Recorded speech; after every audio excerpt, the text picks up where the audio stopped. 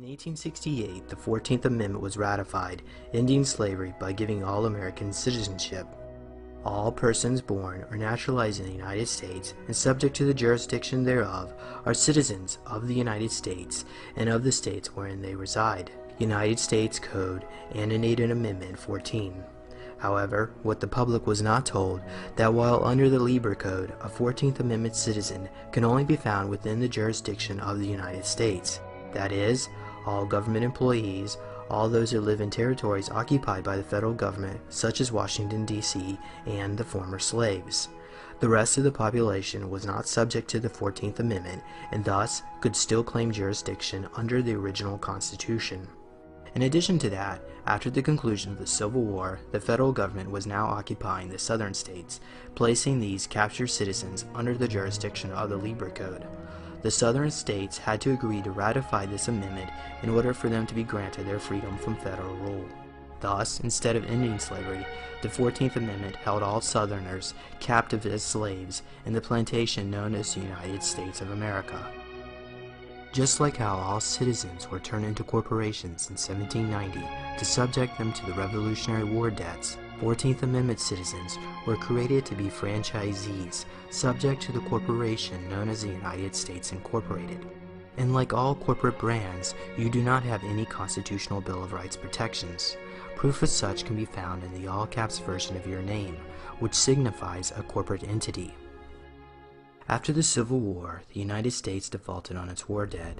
During the bankruptcy proceedings, cunning lawyers in league with international bankers found a loophole within Article 1, Section 8, Clause 17 of the United States Constitution, which allowed the creation of a duplicate entity known as the Corporation of the United States of America to replace the now bankrupt and defunct Republic of the United States of America. This occurred with the passage of the District of Columbia Organic Act of 1871, which incorporated the area of the District of Columbia into a private foreign corporation chartered in the City of London known as the United States Incorporated. This corporation designated Congress as the board of directors to continue the business needs of the government under martial law. Thanks to the Lieber Code, federal jurisdiction under the Organic Act was expanded to include not only all captured citizens in the southern states, but all Americans in all states. Thus, America had lost her sovereignty under the yoke of the Crown of England and the international bankers. During this same time, the Corporation of the United States adopted its own constitution, which was identical to the original national constitution. To fool the people, one word was changed from its original form, the Constitution for the United States of America, to its present-day all-capitalized form, which signifies a corporate entity, the Constitution of the United States of America. Incidentally, the Titles of Nobility Amendment was removed from this new Constitution. With the Illuminati in full control over the United States, they now sought to rule the world. After the death of Adam Weishaupt in 1830, Giuseppe Mazzini was selected to head the Illuminati. In 1871, the mental power was passed on again to the American General Albert Pike as its new director. Pike became fascinated with the idea of a one-world government and eventually constructed the Illuminati's blueprint of world domination. His plans called for the financing of 3 world wars in the 20th century. The First War would bring about an atheist communist state from the ashes of Tsarist Russia. The Second War would bring about a Jewish Holocaust under a fascist government to ferment support of a Zionist state of Israel. The Third War would manipulate the differences of Christians and Muslims for their own annihilation. Then finally, political Zionism would come out as victors of all. These 3 world wars would require enormous funding. Since most of the royalty in Europe was already deeply in debt thanks to the numerous wars and conflicts created by the Rothschild banking dynasty, the only place left that could possibly pay for such ambitious plans was the now prosperous American Republic. After the Civil War, the United States went through a great industrial expansion. The new industries of oil, steel, textile, and railroad all needed generous financing, which the Rothschild family was more than eager to provide. To access these markets, the Rothschilds sent their agent, Jacob Schiff, to infiltrate the New York banking scene, which was controlled by J.P. Morgan.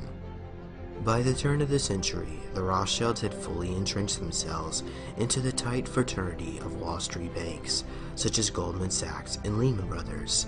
They now sought their most prized possession, full control over the American monetary system.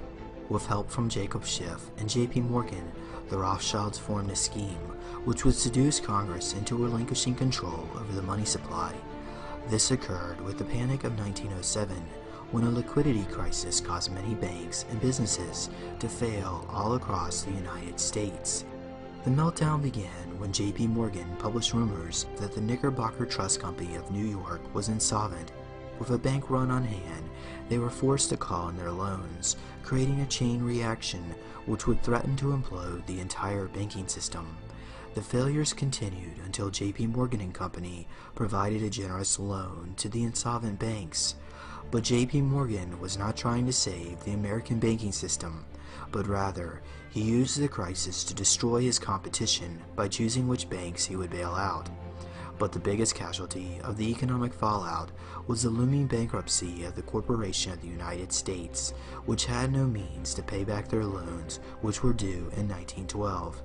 In anticipation of this bankruptcy, representatives from the world's most powerful families met in November 1910 at a secret meeting at the Jekyll Island Club Resort in Georgia to discuss the foreclosure of the Corporation of the United States and to brainstorm solutions which would prevent future liquidity crises such as occurred during the Panic of 1907.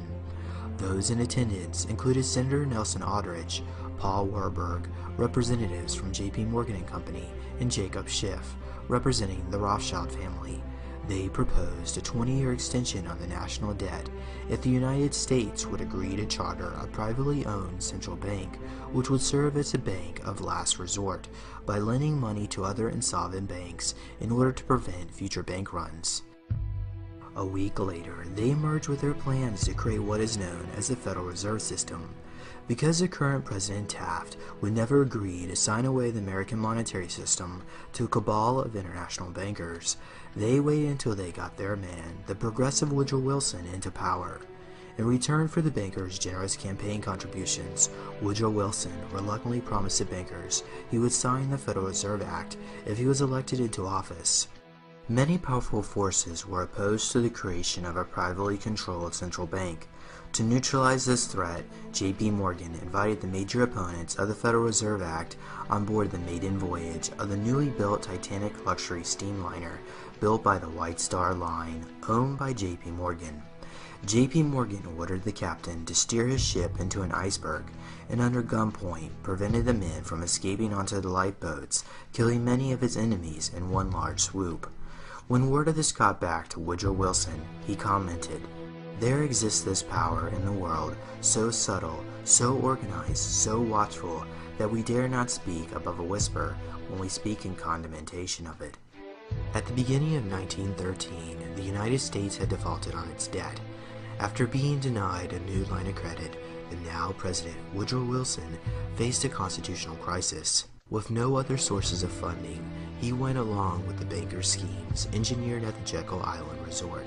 To avoid any opposition, Senator Nelson Aldrich quickly pushed the Federal Reserve Act through both houses of Congress. On December 23, 1913, while most of Congress was away on Christmas vacation, a quorum call was issued. A few selected congressional traitors voted by voice to avoid public record and passed the Federal Reserve Act, which President Wilson signed into law. Wilson later admitted with remorse when referring to the Fed, "I have unwittingly ruined my country." This act gave away the keys of the printing presses at the U.S. Treasury to a foreign corporation chartered under the Crown of England, known as the Federal Reserve Bank. The Federal Reserve was created by Congress in 1913, and it was entrusted with the power granted originally to the Congress by the U.S. Constitution to coin money and regulate the value thereof. The Federal Reserve Bank advertises itself as a non-profit corporation that operates as if it's another branch of the government. However, its board members are unelected, and their meetings are conducted behind the closed doors away from public scrutiny. The board of directors of the Federal Reserve System is chosen by the President from a list prepared by the bankers themselves. It's important that whomever I pick is viewed as an independent person from politics. All this secrecy becomes very suspicious, considering how the Federal Reserve monitors and controls trillions of dollars within the world's banking system. After the federal government lost its ability to issue its own money, the national debt soon soared to astronomical heights, because now the government had to pay the Federal Reserve interest on all its currency printed to circulation. But this interest on the national debt could never be repaid, as the Federal Reserve required all debts to be repaid with gold, which the government did not have. And even worse, the interest portion of the national debt was not issued into the money supply. In other words, more and more debt would have to be issued to continue servicing the growing interest payments on all loans. In order to cover this interest payment, Congress was forced to pass the income tax legislation, which became law in 1913 with the ratification of the 16th Amendment, also known as the Income Tax Amendment. Initially, they levied a 1% voluntary tax on all incomes over $3,000 and a progressive surtax on all incomes over $20,000, but this would soon increase with the outbreak of World War I and World War II. Income tax allowed the Federal Reserve System to confiscate the earnings of the common man, but the industrialists and financiers were exempted from paying any income tax because they could afford to hide their assets in tax-free foundations which they claimed were devoted to philanthropy. Examples of such include the Rockefeller Foundation, the Mellon Foundation, and the Carnegie Endowment. The main purpose of the income tax is not to raise revenue, but to redistribute wealth and to control society. Technically, the 16th Amendment was not ratified by the necessary states, as it violates the constitutional clause of no direct taxes. Despite this, Congress went ahead and taxed the people anyway. The government was able to do this because under their corporate charter, Congress was operating as the board of directors, and therefore they had the authority to enter this amendment as ratified. But remember, this amendment has nothing to do with the original United States Constitution, which was replaced back in 1871 with the corporate constitution. It's actually very simple. Congress tried to enact an income tax in 1894. The Supreme Court said that's unconstitutional. When the Supreme Court says something is unconstitutional, it's unconstitutional. They tried again in 1913, and the Supreme Court said the 16th Amendment conferred no new power of taxation. So, if they didn't have it then, and they didn't get it, they don't have it. There is no constitutional basis for a tax on the wages of Americans living and working in the 50 states of the Union. Period. End of argument. In 1933, the United States once again declared bankruptcy. To make all citizens subject to the repayment of the national debt, the bankers chartered a Delaware corporation known as the Bureau of Internal Revenue. But this corporation was illegally masquerading as part of the government, placing them under constant threat of lawsuit. To escape this litigation, they moved their jurisdiction outside of the United States to Puerto Rico. This occurred in 1953 when they changed their name to the Internal Revenue Service, or IRS, incorporated as a Puerto Rican trust within the division of the Department of the Treasury of the Commonwealth of Puerto Rico. Further proof can be found within the United States Code, which lists the IRS as Trust Fund Number 62, the Puerto Rico Special Fund Internal Revenue. This was done to divert all income tax payments to the International Monetary Fund, owned by the various central banks of Europe and North America, which in turn are owned by the Crown of England. There is a substantial, conclusive body of evidence that proves that our income tax system represents the most pernicious form of tyranny. It is the greatest hoax ever perpetrated by government against the working men and women of America. I can eliminate all income taxes tomorrow and have more than enough money to fund the government by using some other guy's bright idea. We tax the Federal Reserve at 0.0006, doubles our money until we decide to put them out of business permanently, because we certainly should not have central banks. The evidence proving income tax is paid to the United Kingdom is found deep within the IRS Individual Master File, which contains every transaction and financial record gathered by IRS officials throughout your lifetime. One of these codes determines what kind of tax you are paying. After looking this code up within the IRS 6209 manual, you find that they have incorrectly classified all Americans as domiciled corporations in either Guam, the Virgin Islands, or Puerto Rico. Furthermore, all taxpayers who filled out a 1040 form are subject to a tax for doing commerce with the United Kingdom under a treaty with the United States. There is no law that requires the average American worker in the private sector to pay a direct unapportioned tax on their labor and compensation for services. There is no law. As you follow the money trail, you find that the taxes collected on the 1040 form is then sent to the Crown of England as a tribute payment. The Crown of England is a sovereign corporation located within the 677 acres of the city, found within the heart of Greater London. This tiny strip of land contains the world's most powerful banking houses, such as the Bank of England and Lloyd's of London, owned by the House of Rothschild. It is these bankers and their counterpart, the Temple Bar attorneys, that constitute the power base known simply as the Crown. Even though the Queen of England is a member of this club, she is not its corporate head. That job was given to the Pontiff of Rome. The Pope was given control over the monarchy with the signing of the Treaty of 1213 between King John and Pope Innocent III, which forever pledged England as a vassal state of the Holy Roman Empire.